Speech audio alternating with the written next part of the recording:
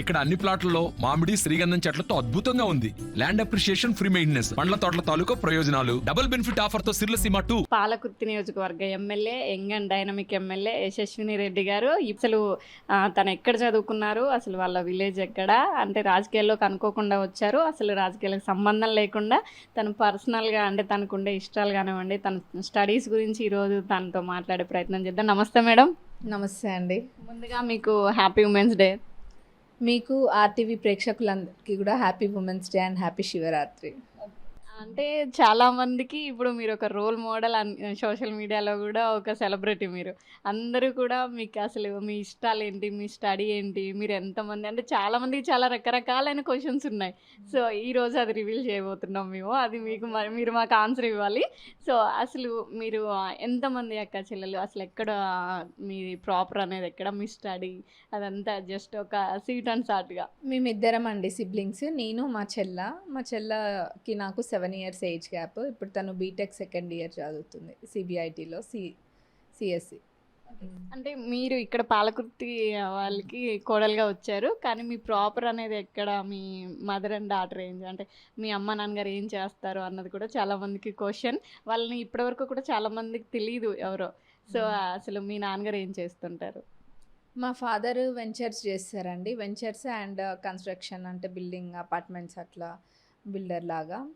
And మా తాత వాళ్ళది, మా డాడీ వాళ్ళది వ్యవసాయం కుటుంబము. మా నానమ్మ తాతయ్య ఇద్దరు కూడా వ్యవసాయం చేసేటోళ్ళు.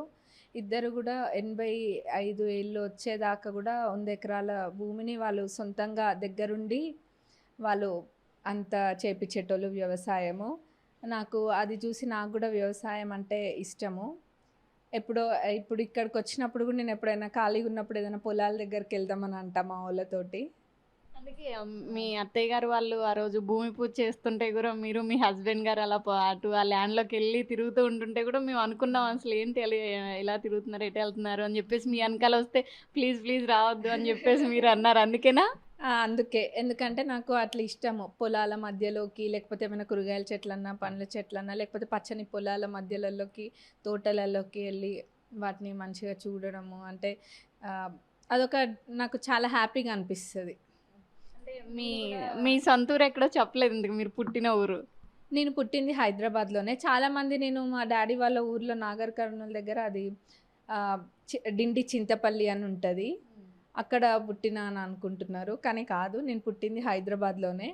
అసలు మా డాడీ స్కూల్ ఏజ్లో ఉన్నప్పటి నుంచే హైదరాబాద్లోనే కేశవ మెమోరియల్ స్కూల్ అని అక్కడ చదువుకున్నట్టుండు మా డాడీ. మా డాడీ అందరికన్నా చిన్న, మొత్తం 7 మా డాడీ వాళ్ళు మొత్తము. మా డాడీ అందరికన్నా చిన్న కాబట్టి ఇక్కడనే చదువుకున్నారు హైదరాబాద్లోనే. అండ్ అదే. మీ స్టడీ అసలు ఎలా జరిగింది, ఎక్కడ, అంటే అసలు ఏం చదువుకున్నారు మీరు? నేను బీటెక్ చదువుకున్నా అండి. నేను మాస్టర్స్ చేసేది ఉండే, బట్ సేమ్ ఇయర్ అనుకోకుండా నా మ్యారేజ్ అదే ఇయర్ ఫిక్స్ అయిందనమాట. 2018లో నా బీటెక్ అయిపోయినాక మాస్టర్స్కి నేను, మా ఫ్రెండ్, నా బెస్ట్ ఫ్రెండ్ ఉంటుంది, ఇద్దరం రోజా అని ఇద్దరము కలిసి జిఆర్ఈ అండ్ ఐఎల్స్ ప్రిపేర్ అయ్యి ఓకే ఎగ్జామ్కి కూడా ఫీ కట్టిన నేను. కానీ అప్పుడే అనుకోకుండా ఈ మ్యాచ్ వచ్చింది. అప్పుడు నాకు మ్యారేజ్ ఇంటెన్షన్స్ అట్లా ఏం లేవు, మా ఫ్యామిలీ వాళ్ళకి కూడా లేవు. ఇట్లా రావడంతో ఇంకా అదే ఇయర్ అది నేను ఫీ కట్టినా కానీ ఎగ్జామ్ కూడా రాయలేదు. మాస్టర్స్ ప్లాన్ అట్లా ఫ్లాప్ అయిపోయింది, మ్యారేజ్ అయింది. అక్కడికి వెళ్ళాక చదువుకుందాం అనుకున్నాను, మాస్టర్స్ చేద్దామని అనుకున్నాను. బట్ అప్పుడే కోవిడ్. నేను 2018 డిసెంబర్లో మా పెళ్ళి అయితే 2019 ఆగస్ట్ ఎండింగ్లో నేను యుఎస్ వెళ్ళిన. అందులో ఒకటికి పెళ్ళి అయిపోయింది కదా, ఇంకెందుకులా చదువుకోవడం అలా అనుకున్నారే అన్నా? అట్లేం అనుకోలేదు, హయ్యర్ డిగ్రీ ఉంటుంది కదా అని చెప్పి చదువుకుందాం అనుకున్నాను. బట్ 2019లో నేను వెళ్తే ఆగస్ట్ ఎండింగ్లో ఇంకా కోవిడ్ 2020లో కోవిడ్ వచ్చేసింది కదా, అట్లా కుదరలేదు. ఆ తర్వాత మా పాప ఇవన్నీ కుదరలేదు. మళ్ళీ ఇప్పుడు ఇక్కడికి వచ్చేసిన. మా అత్తమ్మ వాళ్ళ బిజినెస్ చూసుకునేదాన్ని అక్కడ. ఇప్పుడు ఒక ఆడపిల్ల పెళ్లి చేసుకుని అమ్మవారి ఇంటికి వస్తేనే ఎంతో మిస్ అవుతున్నాం అనిపిస్తుంటుంది. అందులో మీరు దట్టు ఎమ్మెల్యే గెలిచిన తర్వాత పొలిటికల్గా బిజీ అయిపోయారు. వాళ్ళని ఎప్పుడైనా మిస్ అవుతున్నట్టు అనిపిస్తుందా? వెళ్తుంటారా? ఈ మధ్యకాలంలో వెళ్ళారా ఎప్పుడైనా? అంటే వెళ్తూ ఉంటా మధ్యలో నేను. కాకపోతే ఇంకా ఎంతైనా పర్సనల్ లైఫ్ అనేది అంత ఉండదు కదా, డెఫినెట్గా మిస్ అవుతా. ముఖ్యంగా మీ పాపని మిస్ అవుతున్నారు అనుకుంటా మీరు. మీ పాప అంటే చాలా ఇష్టం. తను మీరు తిరిగే నియోజకవర్గాలకి మీ పాపకి కొంచెం ఇబ్బంది అవుతుంది. మిస్ అవుతున్నట్టున్నారు పాపని. 100% అండి. ఎందుకంటే ఇది మంచి ఏజ్. ఏదైనా పిల్లల్ని చూసుకొని ముడుచుకునేది మనం ఈ ఏజ్‌లోనే.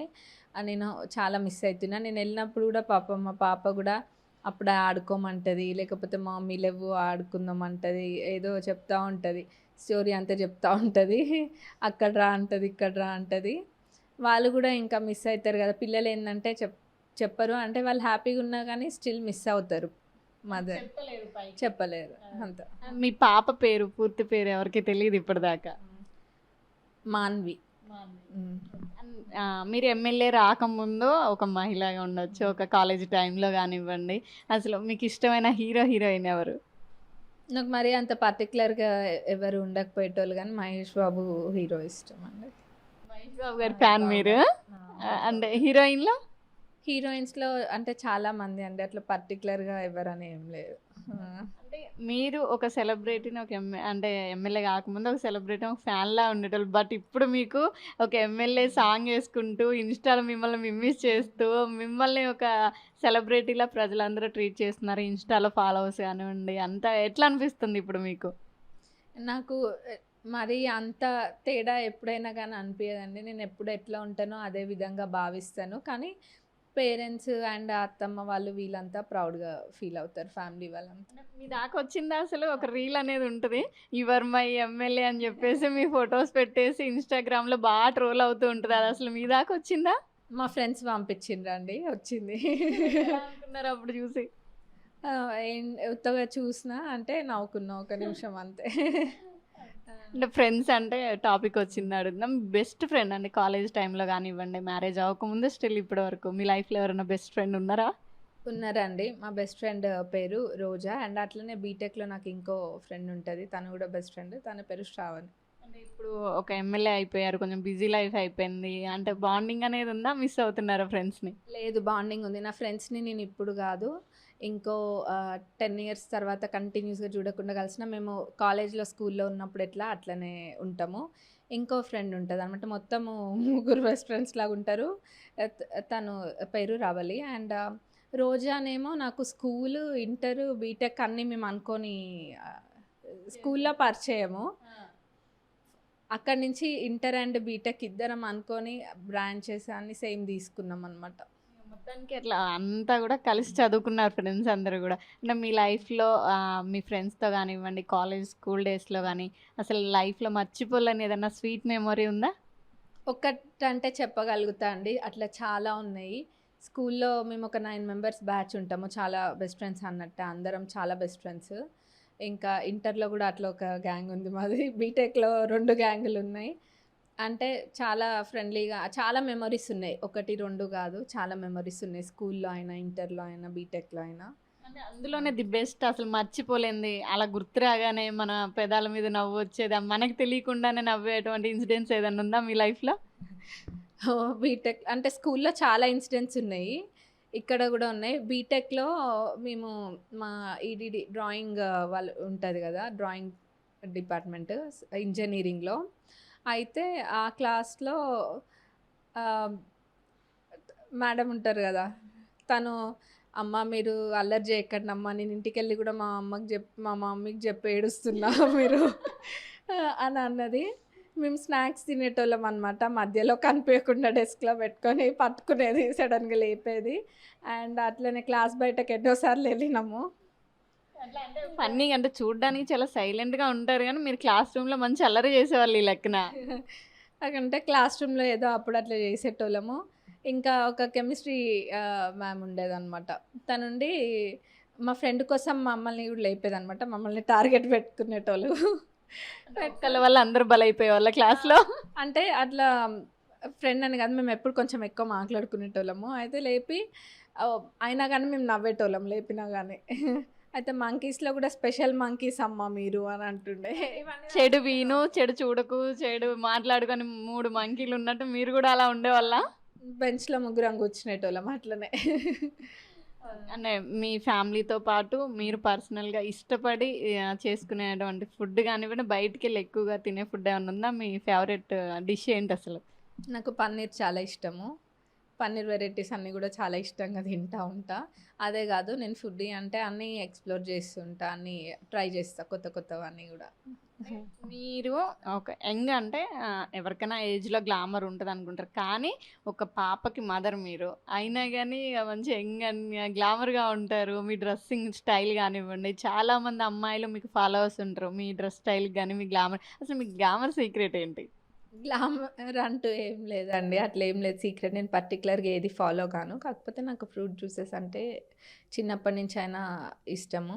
ఫ్రూట్ జ్యూసెస్ అట్లా. పర్టిక్యులర్‌గా అయితే నేనసలేమి మెయింటైన్ అట్లేమి పర్టిక్యులర్‌గా ఏమి చెయ్యను. డ్రెస్సింగ్ స్టైల్ ఏమో మా మదర్‌ది బొటిక్ 20+ ఇయర్స్ నుంచి. అంటే ఇప్పుడు లేడీగా మీ లైఫ్ మీరు లీడ్ చేసుకున్నారు. మ్యారేజ్ అయింది. ఒక ఇంటికి కోడలుగా వచ్చారు. అటు మీ హస్బెండ్‌తో గానివ్వండి, ఇటు మీ ఫ్యామిలీతో మర్చిపోలేని ఒక స్వీట్ మెమరీ ఏదైనా ఉందా? అంటే మీ హస్బెండ్ ఎలా ఉంటారు? మీతో ఫన్నీగా ఉంటారా? ఎలా ఉంటారు? మా హస్బెండ్ సైలెంట్ ఉంటారండి. జోక్స్ చేసే టైంలో మటుకు చాలా మంచిగా జోక్స్ చేస్తారు అందరితోటి. కానీ ఎక్కువ మటుకు అంటే కామ్ గోయింగ్ ఉంటారు. జోక్స్ మటుకు చాలా ఏసినప్పుడు మటుకు గట్టిగా జోక్స్ ఏస్తారు. ఆ! ఒక మనిషిలో మనకి కొన్ని క్వాలిటీస్ నచ్చుతాయి. అంటే పర్టిక్యులర్‌గా ఒక మనిషి గుర్తు రాగానే వాళ్ళ క్వాలిటీ గుర్తొస్తది. సో, మీ హస్బెండ్ అనగానే మీకు గుర్తొచ్చే ది బెస్ట్ క్వాలిటీ ఏంటసలు? ఇప్పటి వరకు ఎప్పుడు గూడా మా హస్బెండ్ నన్ను ఎక్కడ ఇబ్బంది పెట్టలేదు. అండ్ తను ఎప్పుడైనా గానీ అంటే ఏదో నేను చెప్పిన అన్నదానికి అపోజ్ జేసినట్టు ఏదో అట్లా అని గాదు. అంటే అపోజ్ జేయలేదని నేను అంటలేను. ఒక మంచి భావనతోటుంటారు ఎప్పుడైనా గానీ. హర్ట్ జేయాలని ఎప్పుడు పర్పస్‌ఫుల్‌గా ఎప్పుడు గూడా హర్ట్ జేయరు. అది నాకు బాగా నచ్చుతది. అంటే దేనికైనా గానీ ఓవర్ క్వెషనింగ్ ఆర్ హర్ట్ జేయడం అనేది ఉండదు. అది నాకు చాలా నచ్చుతది. అంటే మీ ఫ్యామిలీ అంటే మీరు, మీ తోటికోడలు బావగారు, మీ ఆడబిడ్డ అందరూ ఉంటారు గదా! ఒక స్వీట్ ఫ్యామిలీ. వీళ్ళందరితో బాండింగ్ ఎలా ఉంటది? అంటే ఈ రోజుల్లో గాదు చాలామంది అనడం ఆ ఇంటి ఆడపిల్ల మన ఇంటికి కోడలవుతుంది గానీ మన బిడ్డ గాదు అంటారు. సో, అందరూ చెప్పడానికి అలా ఉంటుంది. బట్ మీ అత్తగారిది మీ కాంబినేషన్ చూత్తే డెడ్లీ కాంబినేషన్ అత్త, కోడళ్ళది. అందరికి అదొక హాట్ టాపిక్. అత్త, కోడళ్ళా? వీళ్ళు తల్లి, బిడ్డలా? అని చెప్పేసి ఒక క్వెషన్ మార్క్ ఉంటది. అటు మీ ఆడబిడ్డ, మీ అత్తమ్మ, మీ మామగారితో ఎలా ఉంటది బాండింగ్ మీకు? నేను మ్యారేజ్ అయినంక మా అత్తమ్మ వాళ్ళతోటే ఉంటామండి. మేము నార్మల్‌గా యూఎస్‌లో అందరూ అట్లా కలిసుండరు చాలా మటుకు. కానీ నేను, మా హస్బెండ్, మా అత్తమ్మ, మామయ్యతోటి ఉంటాము. సో, ఇంట్లో నలుగురము. ఆ తర్వాత మా పాప, ఇంకా మా హస్బెండ్ వాళ్ళ అమ్మమ్మ గూడా ఉండేవాళ్ళు. ఒక 1 ఇయర్ అట్లా 2 ఇయర్స్ అక్కడున్నారు. అంత మటుకు మంచిగా బాండింగ్ బావుండేది. అంటే ఇప్పుడు అనుకోకుండా రాజకీయాల్లోకొచ్చారు. అసలు ఇది మీరు ఊహించనిది మీరంటూ ఒక యూఎస్‌లో మీరు హ్యాపీగా లైఫ్ లీడ్ చేస్తున్నారు. మీ అత్తగారి మాట మీద మీరిక్కడికి రావడం జరిగింది. అనుకోకుండా వచ్చారు. మీరు మీ పర్సనల్ పనుల మీద మొన్న యూఎస్ ఎళ్ళడం జరిగింది. చాలామంది అసెంబ్లీ రాలేదనడం గానివ్వండి. అసలు ఇక పొలిటికల్‌గా మీకు ఎలా ఉండబోతుంది? ఏమన్నా గోల్ అనేది ఉందా? ఎమ్మెల్యేగా ఉంటారా? ఇంకా ముందు కార్యాచరణ ఎలా ఉండబోతుంది? నేను ఇప్పుడు కేవలం ఈ 5 ఏళ్ల గురించి ఆలోచిస్తున్నా అండి. నేను ఒకసారి మాటిచ్చి కమిట్మెంట్ నేనిచ్చిన గాబట్టే నేను ఒక మా అత్తమ్మ ఇచ్చిన మాటని నాకెందుకని నేను కొట్టి పడేయలేదు. అది అంతే ఇదిగా నేను గూడా ఆహ్, మా అత్తమ్మ మాట నిలబెట్టడానికి వచ్చినా అని ఏదో ఊరికనే రావడం గాదు. జనాలతోటి అంతే మంచిగా కనెక్ట్ అయినా, వాళ్ళకి సర్వీస్ జేయడము, వాళ్ళతోటి ఉండడము నేను అదృష్టంగానే భావిస్తున్నా. యూఎస్‌కెళ్ళినా అంటే నేను వచ్చిన పరిస్థితులు అందరికీ తెలిసినవే. అనుకోకుండా వచ్చిన. అప్పటికప్పుడు రావడం జరిగింది గాబట్టి అక్కడ సర్ది పెట్టుకోవాల్సినవి ఉంటాయి. అన్నీ గూడా సెటిల్ జేసుకోవాల్సినవి. సో, యూఎస్‌కెళ్ళినా. ఇప్పుడు ఈ ఎలక్షన్స్ అన్నీ గూడా ఉన్నాయి గదా! దానికన్నా ముందు ఎళ్లి రావాలని జెప్పి ఎళ్ళినా. బట్ నేను ఇక్కడనే ఉంటున్నా గదా! అంటే హ్మ్. చాలా మందికి ఒక క్వెషన్ మార్క్ ఉండిపోయేది. అంటే మీరు యూఎస్ నుంచి వచ్చారు. ఇక్కడ ఎమ్మెల్యే గెలిచారు. ప్రజలకు అందుబాటులో ఉండరేమో. అంటే గెలిస్తే ఎలా అని చెప్పేసి ప్రతిపక్షాలు కూడా చాలా విమర్శలు చేసినాయి మీ మీద. ఇప్పుడు దానికి మీ సమాధానం? ప్రజలని అడగమనండి వచ్చి ఒకసారి మా కాన్స్టిట్యున్సీలో. నేను యూఎస్‌కెళ్ళిన ఒక్క టైం తప్ప నేనెక్కువ ఇక్కడనే చాలా మటుకు ఇక్కడనే ఉంటా. హైదరాబాద్ తక్కువ. ఇక్కడనే ఎక్కువ ఉంటున్నా. మీకు ఎట్లా అనిపిస్తుంది? అంటే ఒక డబ్బిస్తే వచ్చేటువంటిది గాదు. లేకపోతే ఇంకోటి గాదు.